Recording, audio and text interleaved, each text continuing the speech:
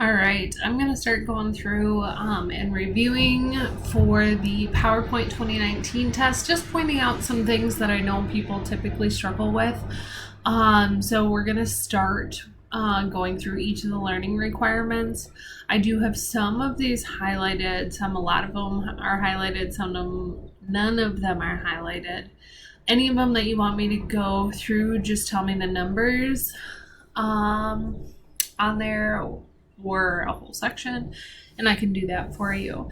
But otherwise, I'm just going to go through the ones that are yellow because these are the ones that I know people struggle with. So I just have a presentation from personal finance that I'm going to be using as my example.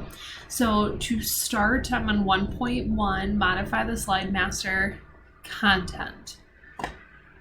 So if I go into view in the slide master, there's a bunch of different things that you can do in here, including changing the font of your headings, of your content area pieces.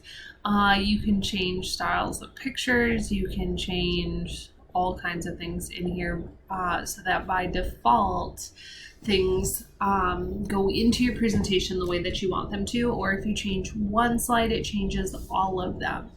So let me show you an example. So this first one up here, this opulent slide master used by slides 1 through 14. If I come in here and I tell it that I actually want to change the font to red and I close the master view, it now changed this font to red all through my presentations. But I'm going to undo that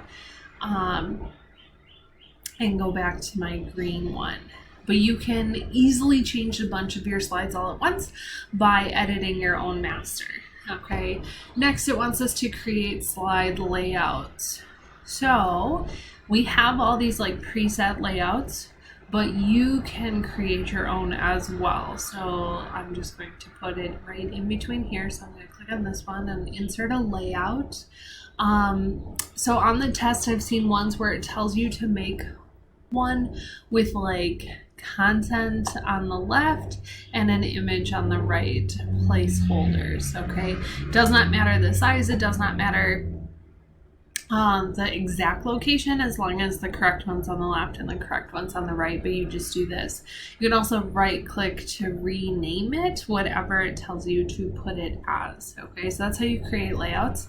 If you want to modify a layout, you just click on it. Make sure you're on the correct one. It will tell you exactly which one to be on. But that's how you do the slide master stuff. But we're going to close this and go over to the handout master now. So you've probably gotten handouts from your teachers if you were absent or whatnot of your PowerPoints where it had like 6 little tiny pictures. So this is a handout master. And there are other options too. Maybe you got this one with like lines on the side here for you to write on, whatever it is. But on the test, it will often have you like remove the date. And you can come in here and you can delete this, or you can simply just turn it off. That's what the test is ideally looking for, is that you do that. The other one that we have here is the notes master. So sometimes teachers will put in the notes on their presentations down here, and then we print them for ourselves to reference. So in here you can set what you want this to look like. The most common thing that I've seen on the test is weird, but it's actually filling this text box with color. So coming in, so it doesn't show up anywhere else unless you actually go to print these, but it fills this with a particular color, and you just fill it like you would any other format shape.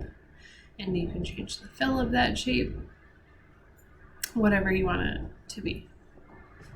So you're not going to see this when you're over here, but if I go to File, Print, and I want it to print note pages, then I will see that. Okay, and I don't have any notes on this particular presentation. That's how you do that. Okay, so that takes care of 1.1 for us. 1.2, I have nothing. Let me just come back here. that I would want to go over, but if you have questions, please let me know. 1.3, same thing. 1.4 though, creating custom slideshows and configuring slideshow options. These two things. I've seen custom slideshows on every single test.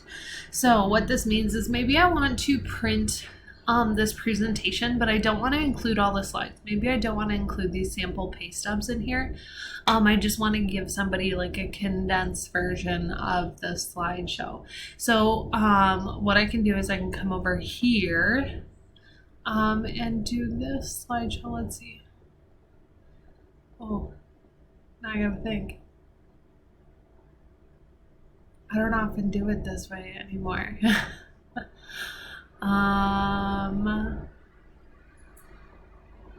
I typically just go up here and type in custom.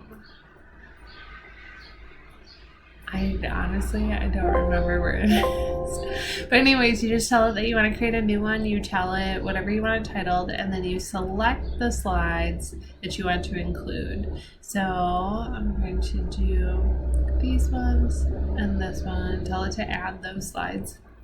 You can rearrange them, but usually it just has you move them over and press OK. And now if I want to look at just this one, I will see just those slides that I put in, and none of the sample pay stubs that are actually in the presentation. This really bothers me that I don't know. Oh, right here. Silly me. I was in the right spot, custom slideshow, but now I can go back in here and I can set this one up anytime that I want to. Next is configure slideshow option. So when you are in the slideshow tab, there are several different options you can set up, and that is in here.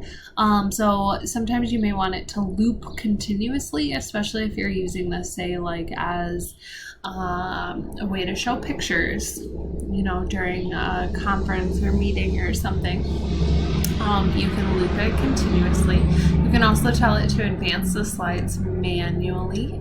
Those are the two that I've seen most common on the test, but this is where you're going to set those things up.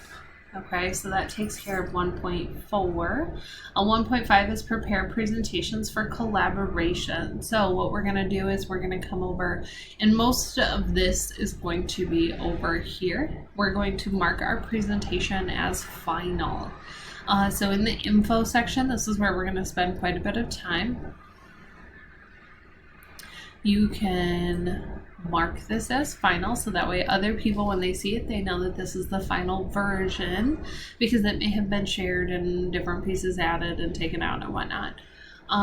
Next, you can inspect the presentation for issues. We've done this, you guys, in Word, in Excel. Now we're doing it in PowerPoint, okay? So whatever one it tells you. The most common one that I've seen here is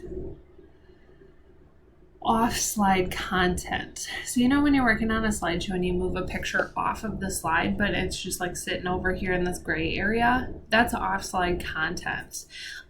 So by selecting this, you tell it to inspect and tell it to get rid of off-slide content. If I had some, it would show up here. And it will delete that. It'll get rid of anything that's not on the slides, okay? Add and manage comments. Comments will be for sure in here, okay? So you can add new comments, but that's typically not what it has you do. It typically has a comment in here. Let me just put a sample one in. And then I'm also going to put one just like on the slide in general. Okay, so we've got these little speech bubbles right here. And depending on what it wants you to do will determine how you're going to react to this, how you're going to complete the steps. So if you click on them, it'll open up this bubble and you can simply delete it. But it may not actually want you to delete it. Make sure you pay attention. It may want you to like not show them. Okay, so if I tell it to not show them, then they are still in my presentation, they're just not showing up. Okay, so you may put in comments for yourself and I want other people to see it when you share it with them, whatever. But they're still there. If I hit show markup, then I can bring this piece back up. Okay, so if you're supposed to hide them, that's what you need to do. The other thing it may have you do is to accept or reject changes. This is more of an expert level thing, but it may have you accept certain changes, such as it'll accept like content changes and have you reject formatting changes.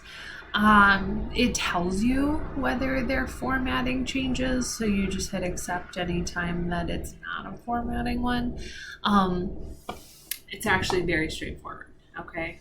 Don't be too concerned about that. Finally, exporting a presentation to other formats, okay? So I can come right here, go to export, and it usually has you turn it into a PDF, or package it for a CD. Those are the two that I have seen most common on the test. And then you just title it whatever you want it to be, and it's very simple. Okay, so be prepared to see those on your test.